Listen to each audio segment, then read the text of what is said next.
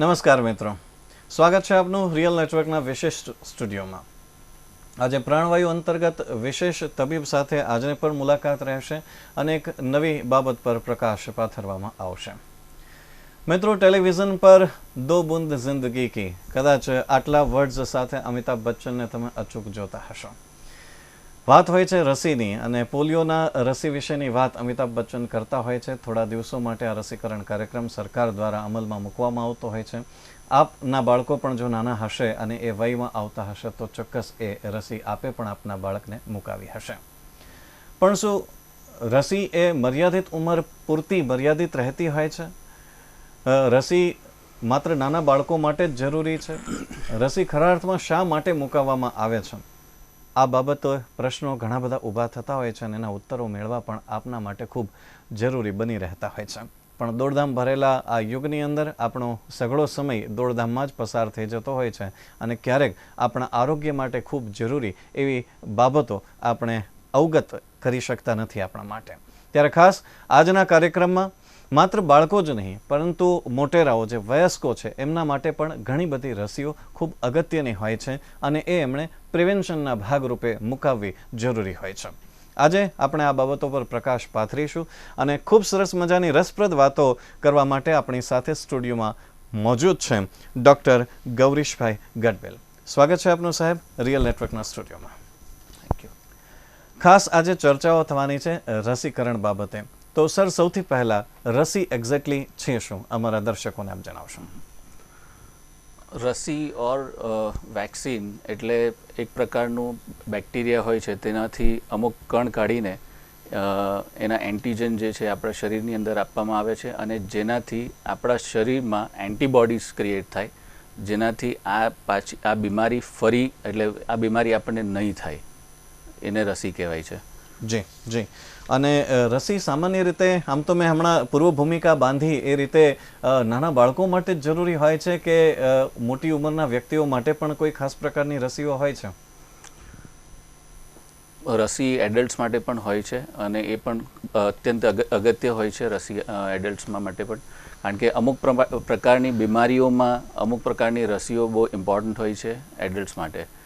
જેમ કે હેપેટાઇટિસ છે, સીઆરએફના પેશન્ટ માટે, એટલે જેને કિડની ખરાબ થઈ ગઈ હોય છે, જેને વારે ઘડીએ બ્લડ ચડાવવાની જરૂર હોય છે, એ લોકો બધા માટે હેપેટાઇટિસ બીની રસી મૂકવું ખૂબ અગત્યની છે. એમ જ ઘણા બધા રોગોની અંદર અમુક જાતની રસીઓ મૂકવામાં આવે છે, એટલે ઇટ ઇઝ એબ્સોલ્યુટલી ઇમ્પોર્ટન્ટ. બરાબર છે. રસીકરણ માટે કંઈક ખાસ ચોક્કસ સમય નક્કી હોય છે ખરો કે આટલા વર્ષની કોઈ વ્યક્તિ થાય? બાળકો માટે એક આખો ચાર્ટ બનાવવામાં આવતો હોય છે અને લગભગ 10 જેટલી રસી એમને આપવામાં આવતી હોય છે. તો રસીકરણ માટે કોઈ ઉંમર પ્રમાણે કોઈ ચાર્ટ ખરો કે આટલી ઉંમરે આ રસી આપવી જોઈએ?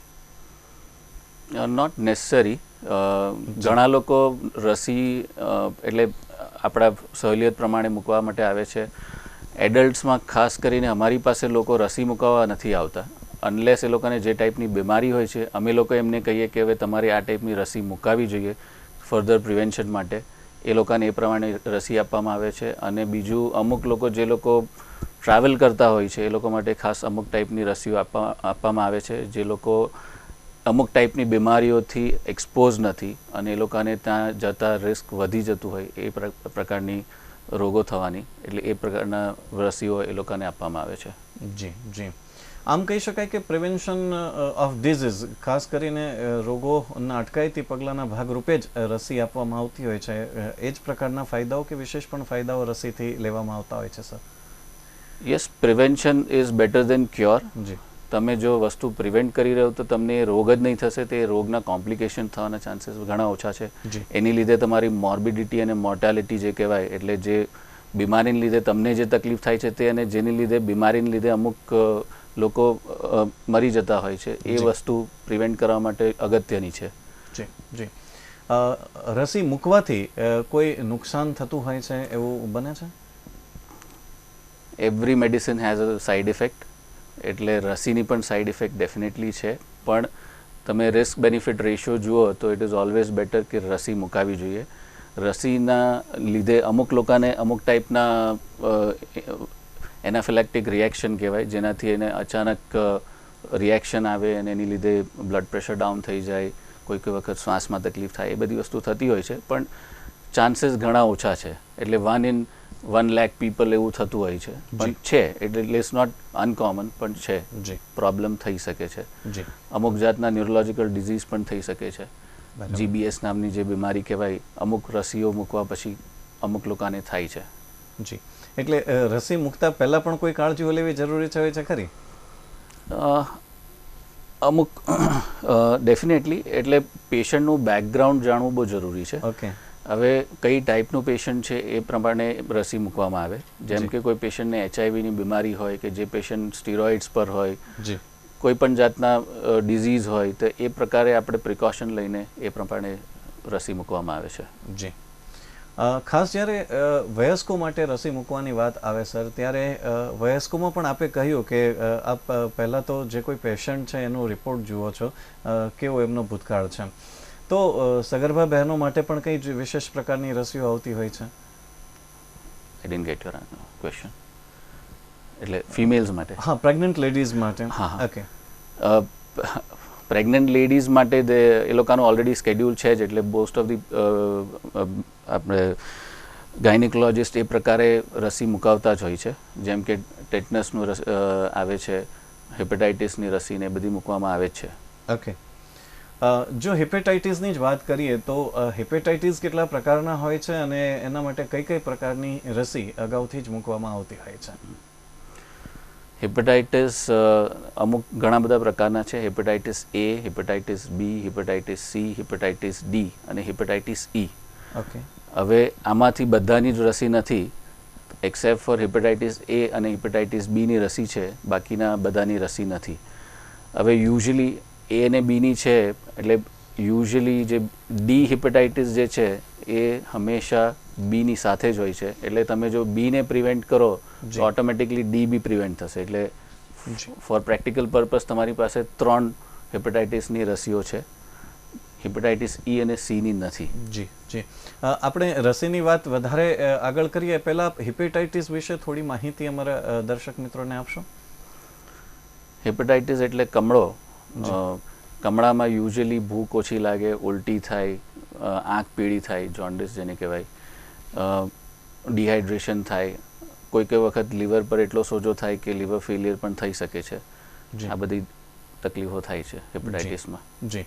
તો જો રસી અગાઉથી જ લેવામાં આવી હોય હેપેટાઇટિસની, તો શું આ બધા રોગોમાંથી કંઈ પ્રિવેન્ટ થઈ શકે છે? Yes, definitely. તમને જો ઓલરેડી રસી મળી હોય તો તમને આ બધી તકલીફો નહીં થશે. તમે એટલે આનાથી ઘણી લોકોની મૃત્યુ પણ થતી હોય છે, તે પણ તમે પ્રિવેન્ટ કરો છો. અને તમારે આ રસી નહીં મૂકી હોય ને હેપેટાઇટિસ થાય તો એની લીધે તમારે જે કામમાં જવાનું બંધ થાય કે સ્કૂલમાં તમારી રજા પડે, એ બધી વસ્તુ પણ નહીં થાય. તમે ફિઝિકલી ફિટ રહો, તમારું લીવરને જે ડેમેજ થાય ઇન્ફેક્શન પછી, તે એટલીસ્ટ પ્રિવેન્ટેબલ રહેશે. જી. અને ખાસ હમણાં તો કમળાના ફીવર્સ પણ વધારે જોવા મળે છે, કમળાનો રોગચાળો પણ અત્યારે વિશેષ માત્રામાં જોવા મળે છે. જનરલી હેપેટાઇટિસ A, B ને કેવી રીતે વર્ગીકૃત કરવામાં આવે છે, એમને કઈ રીતે જોવામાં આવે છે, અને એમને હેપેટાઇટિસ A અને B કઈ રીતે જુદા પડે છે? ઓકે.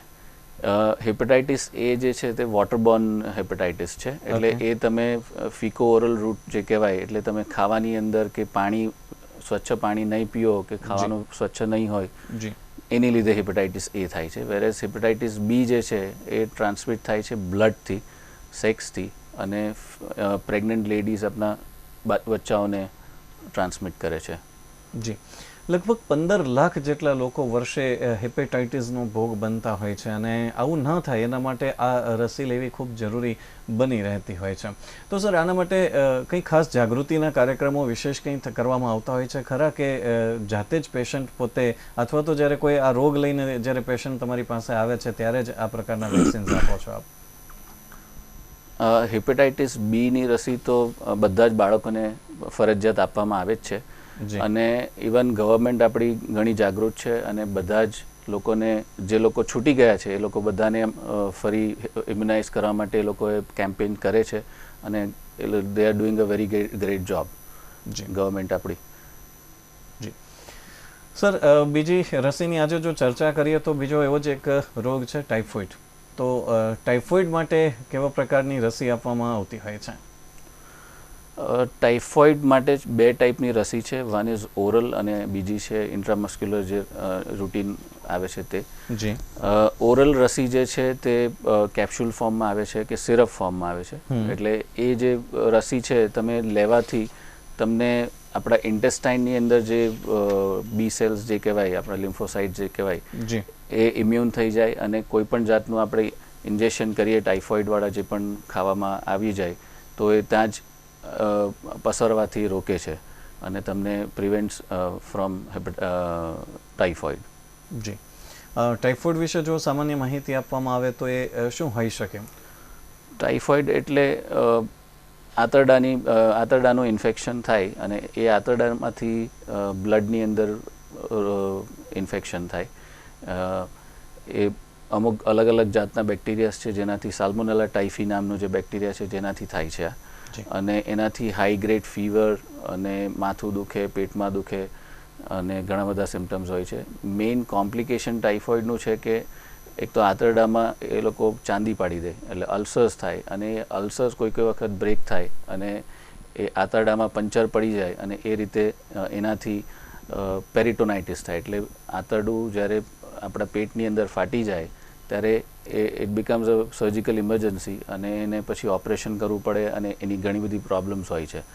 અને ઓપરેશન કરવા છતાં પણ ઘણા બધા પ્રોબ્લેમ્સ થાય છે કારણ કે ટાઇફોઇડમાં જ્યારે ચાંદું પડેલું હોય તો તમે ડિઝીઝડ આંતરડું હોય એની ઉપર ઓપરેશન કરતા હોય એટલે એની અંદર ઓલરેડી ડિઝીઝ છે એટલે એને હીલ થતાં પણ એટલી જ વાર લાગે. જી. જનરલી ટાઇફોઇડ રિકવર થતાં કેટલો સમય લાગતો હોય છે? એપ્રોક્સિમેટલી 10 દિવસ જેવું તો લાગે જ છે. અમુક લોકોને એટલે ડોઝ એની ટ્રીટમેન્ટનો પીરિયડ જે છે એટલીસ્ટ 14 days ઓફ એન્ટીબાયોટિક્સ લેવાની હોય છે. જી. અને તાવ ઉતરતા ઓલમોસ્ટ 10 દિવસ થઈ જાય છે. જી, જી. એટલે એ 10 દિવસ પથારીવશ ન થવું હોય તો આ એડવાન્સમાં રસી મુકાવવી ખૂબ જરૂરી બની રહેતું હોય છે. ત્યાર પછી આવે છે યલો ફીવર. યલો ફીવર વિશે આપ ટૂંકમાં માહિતી આપો તો એ શું હોઈ શકે? યલો ફીવર આપણા દેશમાં બહુ ઓછું દેખાય છે. યલો ફીવર માટે રસી લેવા માટે લોકો ત્યારે જ આવે જ્યારે લોકોને યુએસ જવું હોય છે. જી. અને એ લોકોએ મેન્ડેટરી છે કે યુએસ જે બી સિટીઝન ત્યાં આગળ માઇગ્રેટ થતા હોય છે એ લોકો માટે એ લોકોએ મેન્ડેટરી કર્યું છે અને એ લોકોને લેવી પડે છે આ yellow fever. Yellow fever disease જે છે તે એક ગંભીર ડિઝીઝ છે. એમાં જે પ્રમાણે આપણે ડેન્ગ્યુમાં જે રીતે રોગ થાય છે એ પ્રમાણે થાય છે. હેમરેજિક ફીવર જેને કહેવાય. એટલે એની અંદર પ્લેટલેટ્સ ઓછા થાય, બ્લીડિંગ થતું હોય છે અને અમુક ટાઈપના કોમ્પ્લિકેશન્સ હોય છે. અને લકીલી એની માટે વેક્સિન છે એટલા માટે that's a good thing to prevent. જી. તો યલો ફીવરમાં કેવા પ્રકારની વેક્સિન્સ લેવામાં આવે છે? યલો ફીવર વેક્સિન છે એ બહુ જલ્દી મળતી નથી આપણે ઇન્ડિયામાં. અમુક જગ્યાએ જ મળે છે. એટલે ઇનફેક્ટ સુરતમાં પણ 1-2 જગ્યાએ જ મળે છે અને અધરવાઇઝ તમારે બોમ્બેથી પ્રોક્યોર કરવી પડે છે વેક્સિન. જી, જી. ત્યાર પછી આવે છે સર મેનિનગોકોકલ રસી. આ વેક્સિન્સ શા માટે લેવામાં આવતી હોય છે? મેનિંગોકોકલ બીમારી, મેનિંગોકોકલ મેનિન્જાઇટિસ થાય એટલે એ જે બેક્ટેરિયા છે એની લીધે મગજની અંદર ઇન્ફેક્શન થાય અને સિવિયર શોકમાં પેશન્ટ જાય, સ્કિન રેશ થાય અને ડિવાસ્ટેટિંગ ડિઝીઝ કહેવાય. એટલે એનાથી માણસને એટલે શું લીથલ છે, મૃત્યુ પણ પામી શકે છે એ પ્રમાણની બીમારી છે. બીજું મગજમાં ઇન્ફેક્શન થવાને લીધે મગજને ડેમેજ કરે અને એની લીધે એને પરમેનન્ટ સિક્વલી એને કોઈ વખત કોઈને થર્ડ નર્વ પાલ્સી એટલે કોઈ વખત જોવામાં તકલીફ થાય, સાંભળવામાં તકલીફ થાય, એ બધી બીમારીઓ રહી જતી હોય છે.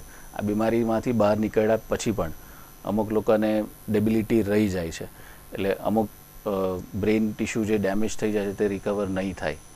એટલે ધીસ ઇઝ ઓલ્સો ડિવાસ્ટેટિંગ ડિઝીઝ. એની આ જે બીમારી છે સ્પોરેડિકલી અમુક વખત આવી જાય છે અને બધા ડૉક્ટરો પણ આ બીમારીથી ગભરાતા હોય છે કારણ કે તમારી પાસે જ્યારે આ પેશન્ટ આવે એટલે તમે પણ you are at risk of exposure. First of all તમે અને તમારો સ્ટાફ બધા જ લોકો એક્સપોઝ થઈ જાય છે આ બેક્ટેરિયાથી. એટલે અમે લોકો પણ દવા ખાવાની ચાલુ કરી દેતા હોય યુઝ્યુઅલી જ્યારે પણ મેનિંગોકોકલ મેનિન્જાઇટિસના પેશન્ટ આવતા હોય છે. અને વેક્સિન છે that's a good thing. A vaccine જ્યારે પણ આ ટાઈપનું એક્સપોઝર થાય, તમારા ફેમિલીમાં કોઈને થાય કે કંઈ પણ થાય, તો પછી તમારે એ વેક્સિન લેવી જરૂરી છે, સો દેટ તમને પણ એ રોગ નહીં થાય. બરાબર છે. એટલે સામાન્ય રીતે જ્યારે કોઈ આ પ્રકારનું પેશન્ટ આવતું હોય છે ત્યારે જ એ રસી લેતા હોય છે કે ઘણા લોકો એડવાન્સમાં પણ આ રસી લઈ લેતા હોય છે? હવે હેલ્થકેર વર્કર્સ જે લોકોને આ વસ્તુ એક્સપોઝ થવાની ચાન્સીસ હોય, એ લોકોએ આ ટાઈપની વેક્સિન લીધેલી વધારે સારી.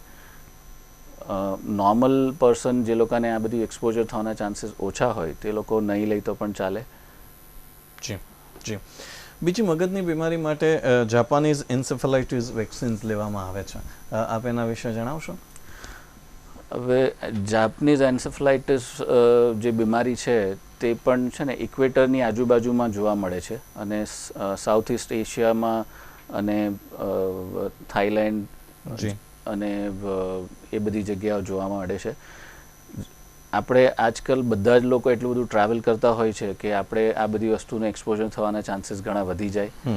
એટલા માટે જે લોકો આ પ્રકારની કોઈ પણ જગ્યાએ જતા હોય, ટ્રાવેલ કરતા હોય, એ લોકો માટે આ વેક્સિન અગત્યની થઈ જાય છે. જે લોકો બહુ એડવેન્ચરસ હોય અને જંગલમાં રહેવા જાય કે બહુ એડવેન્ચર સ્પોર્ટ્સ કરતા હોય, એ લોકોને એક્સપોઝર થવાના ચાન્સીસ ઘણા વધી જાય. એટલે એ લોકો માટે આ વસ્તુ બહુ મેન્ડેટરી છે કે એ લોકોએ આ વેક્સિન લેવી જોઈએ. જી જી. જનરલી બહાર જનારી દરેક વ્યક્તિ છે એ શરૂઆતના ભાગરૂપે કયા કયા પ્રકારની રસી લેવાનું પ્રિફર કરતી હોય છે, અથવા તો બહારના જે દેશની ગવર્મેન્ટ્સ છે એ કોઈ પહેલેથી જ એમના જે નિયમો હોય છે એમાં કોઈ રસી વિશેની વાતો લખતા હોય છે? મોસ્ટ ઓફ ધ કન્ટ્રીઝમાં એ લોકોનું પોતાનું સ્કેડ્યુલ હોય છે, અને કઈ જગ્યાએ જવાના છે એ પ્રમાણે એ લોકો સ્કેડ્યુલ નક્કી કરતા હોય. જેમ કે કોઈ પણ બહારના લોકો ઇન્ડિયામાં આવે, તે લોકો ટાઇફોઇડની વેક્સિન લઈ, મલેરિયાની ટેબ્લેટ્સ લઈ, જેનાથી એ લોકોને આ વસ્તુ નહીં થાય. હેપેટાઇટિસ ઓફકોર્સ એ તો મેન્ડેટરી છે બધા માટે જ. એટલે ઘણી બધી, હવે જેમ આપણે કીધું કે તમે સાઉથ ઇસ્ટ એશિયામાં જવાના હોવ તો પછી આ યલો ફીવર અને આ જેપનીઝ એન્કેફેલાઇટિસની વેક્સિન લેવી જરૂરી છે. જી જી. સામાન્ય રીતે વ્યક્તિએ દરેક ઉંમરે પોતાના બોડીનું ફૂલ ચેકઅપ કરાવવું ખૂબ જરૂરી બની રહેતું હોય છે, પણ બોડી ચેકઅપની સાથે સાથે કેટલીક એવી વાતો પણ હોય છે કે જે ભવિષ્યમાં કોઈ રોગ લાગુ ના પડે એના માટે પણ શરૂઆતથી તૈયારી દાખવવી જરૂરી બની રહેતી હોય છે. સર, જ્યારે વેક્સિન્સ આપે કહ્યું એ પ્રમાણે કે એની કોઈ ખાસ ઉંમર નથી હોતી, પણ જ્યારે કોઈ વ્યક્તિ છે પોતાનું સંપૂર્ણ બોડી ચેકઅપ કરાવવા માટે જાય છે ત્યારે તબીબ દ્વારા એમને કોઈ રસીના સુઝાવો આપવામાં આવતા હોય છે કે કેમ? એમનું બેકગ્રાઉન્ડ જોયા પછી, એમને કઈ ટાઈપની બીમારી છે, એમનું પ્રોફેશન શું છે, એ બધું જોઈને રસી આપવા માટે અમે લોકો એ લોકોને એન્કરેજ કરતા હોય છે. અમુક લોકો થઈ જાય છે અને અમુક લોકો નથી થતા, બિકોઝ વેક્સિન્સ એઝ સચ થોડા એક્સપેન્સિવ હોય છે. They feel burdened about vaccine, but I think prevention is better than cure. એટલે વેક્સિન લેવી અત્યંત જરૂરી છે. તમે એમ જો કે જો તમને બીમારી થાય તો તમે કેટલા પૈસા ખર્ચશો, એના કરતાં ઇટ ઇઝ વેરી મિનિસ્કલ કોસ્ટ છે એની. બરાબર છે.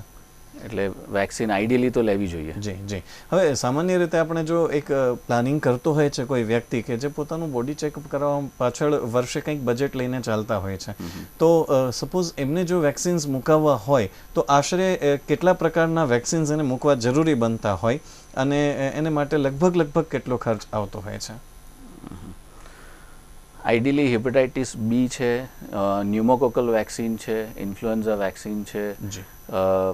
જો જે ટાઈપની બીમારી હોય એ ટાઈપની અલગ અલગ બીજી વેક્સિન્સ જે છે તે બધી લેવી જોઈએ એડલ્ટ લોકોએ. કારણ કે નિમોનિયા એક એવો વસ્તુ છે તે કોઈને પણ થઈ શકે. એની એડલ્ટ કેન ગેટ નિમોનિયા, અને નિમોનિયા એ તમારું મૃત્યુનું કારણ પણ બની શકે. એટલે એ પ્રિવેન્ટ કરવું અત્યંત જરૂરી છે. જો તમને જેમ અસ્થમા હોય કે તમને સિગરેટ પીતા હોય કે તમને કોઈ પણ ટીબી થયેલો હોય પહેલાં, કે લંગ્સ કોઈ પણ રીતે ડેમેજ થયા હોય, બ્રોન્કેક્ટેસિસ હોય કે કંઈ પણ જાતની લંગ્સની બીમારી હોય, તો આઈડિયલી તમે ન્યુમોકોકલ વેક્સિન અમે લોકો એ લોકોને કહેતા હોય કે આ મુકાવી જોઈએ. જી. અને બહુ સિમ્પલ છે. અમુક વેક્સિન્સ તો તમારે જસ્ટ લાઈફ ટાઈમમાં એક જ વખત લેવાની છે. અમુક વેક્સિન્સ છે તમારે દર વર્ષે લેવી પડે છે. એટલે એ પણ એક છે. હમણાં જેમ કે હમણાં H1N1નું એપિડેમિક હતું તો બધા સ્ટાફને અમારે ત્યાં વેક્સિન અપાવી હતી. એટલે એ ટાઈપનું વેક્સિનેશન ચાલુ હોય છે. ઘણા લોકો જે લોકો એડ્યુકેટેડ રહી છે, એ લોકોને ચિંતા હોય છે, એ લોકો અમારી પાસે આવે અને પૂછે છે કે અમારે કઈ વેક્સિન લેવી જોઈએ છે, એટલે એ લોકોને અમે રિકમેન્ડ કરતા હોય છે. જી જી પણ લગભગ એક વ્યક્તિને ફરી એક વખત હું એ બાબત ઉપર આવીશ કે લગભગ વ્યક્તિને જો એક જ વખત એક રાઉન્ડ વેક્સિનનો કરવો હોય કે જે લાઈફ ટાઈમ જે વેક્સિન્સ કહેવામાં આવે છે, તો એપ્રોક્સિમેટ કેટલું બજેટ ફાળવવું પડતું હોય છે કે જેનાથી એ શાંતિ લઈ શકે, ચલો હાશ હવે મને આટલા રોગો તો કમસે કમ નહીં થાય? કોસ્ટ તો મને બહુ ખબર નથી, પણ એપ્રોક્સિમેટલી અરાઉન્ડ 10,000 રૂપિયા તો થતા જ હશે, આઈ ગેસ. જી જી પણ એ રૂટીન જે બધી વેક્સિન્સ જી લે મળીને, અને બધી વેક્સિન એક સાથે જ લેવાની જરૂરી નથી હોતી, અને બધાને ટાઈમ હોય છે, એટલે બધી વેક્સિન જે છે એટલે 6 મહિનાના દરમિયાનમાં આપવાની હોય છે. જેમ કે હેપેટાઇટિસની છે તે 0, 1 and 6, એટલે પહેલાં તમે આજે લીધી તો બીજો ડોઝ તમારે 1 મહિના પછી આવે, અને થર્ડ ડોઝ 6 મહિના પછી આવશે. ઓકે. અને કોઈ ખાસ પ્રકારની એને માટે અગાઉથી કોઈ વ્યક્તિએ પૂર્વ તૈયારી સાથે આવવાનું હોય છે કે એક વખત જનરલ બોડી ચેકઅપ પછી તમારી સાથે તમારી પાસે આવીને વેક્સિન્સ લઈ શકતું હોય છે? અનલેસ પેશન્ટને કોઈ બીમારી હોય, એટલે જ્યારે અમારી પાસે આવે ત્યારે તાવ આવતો હોય કે he is actually suffering from કોઈ બીમારી એક્ટિવ હોય, તો ત્યારે અમે લોકો નહીં આપતા હોય. એ જ્યારે હેલ્ધી કન્ડિશનમાં હોય ત્યારે આપવાનું પ્રિફર કરતા હોય. બીજું, વેક્સિન આપ્યા પછી તમને થોડાક દિવસ માટે થોડો તાવ આવે, બોડી એક થાય, બધી વસ્તુ થાય, એટલે એ પ્રકારનું પ્લાનિંગ કરીને આવવાનું હોય કે તમારે જો નેક્સ્ટ 4-5 દિવસમાં કંઈ કામ અગત્યનું કામ નહીં હોય તે પ્રમાણે તૈયારી રાખવી જોઈએ. જનરલી એવા કયા ડિઝીઝ આપણે વર્ગીકૃત કરી શકીએ, મીન્સ કે આપણે નક્કી કરી શકીએ કે આ પ્રકારના ડિઝીઝ છે એ ખૂબ ભયાનક રીતે વ્યક્તિ પર હાવી થઈ શકે છે, અને એ ડિઝીઝથી શાંતિ મેળવવા માટે કયા કયા પ્રકારના વેક્સિન્સ લેવા જોઈએ? એટલે કે સિમ્પલી સૌથી વધારે દર્દો કેવા પ્રકારના જોવા મળતા હોય છે, કયા પ્રકારના પેશન્ટ્સ વધુમાં વધુ જોવા મળતા હોય છે? મોસ્ટ ડિવાસ્ટેટિંગ તો મને ન્યુમોનિયા લાગે છે, કારણ કે અચાનક આવે ને અચાનક માણસની મૃત્યુ થાય.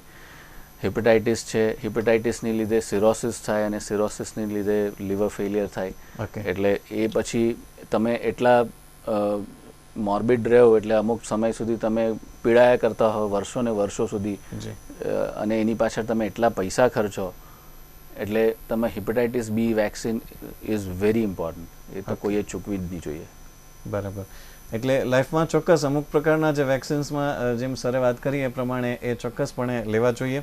કદાચ આપને જે કોઈ બાબતો વેક્સિન વિશેની, રસી વિશેની મૂંઝવતી હશે એના ઉત્તરો આજે ચોક્કસપણે મળી ગયા હશે. આ સિવાયના પ્રશ્નો અગર તમને જો મૂંઝવી રહ્યા છે તો આપ ચોક્કસ અમારો સંપર્ક ફેસબુક ઉપર, અમારા ટ્વિટર એકાઉન્ટ ઉપર આપ કરી શકો છો. આ સિવાય સતત અમારા બધા જ કાર્યક્રમો આપ યુટ્યુબ પર, અમારી રિયલ ચેનલ યુટ્યુબ ચેનલ પરથી પણ આપ નિહાળી શકો છો. બધા જ કાર્યક્રમો આપ યુટ્યુબ દ્વારા, ફેસબુક દ્વારા પણ નિહાળી શકો છો. આપને મૂંઝવતા પ્રશ્નો પણ આપ પૂછી શકો છો. આજ માટે આટલું જ. આપ સ્ટુડિયોમાં આવ્યા અને અમારા દર્શકોને રસી વિશેની ખૂબ અગત્યની કહી શકાય અને જીવન બચાવવા માટે, પ્રિવેન્શન માટે અગત્યની કહી શકાય એવી માહિતીઓ આપી. ખૂબ ખૂબ આભાર આપનો. Thank you. નમસ્કાર.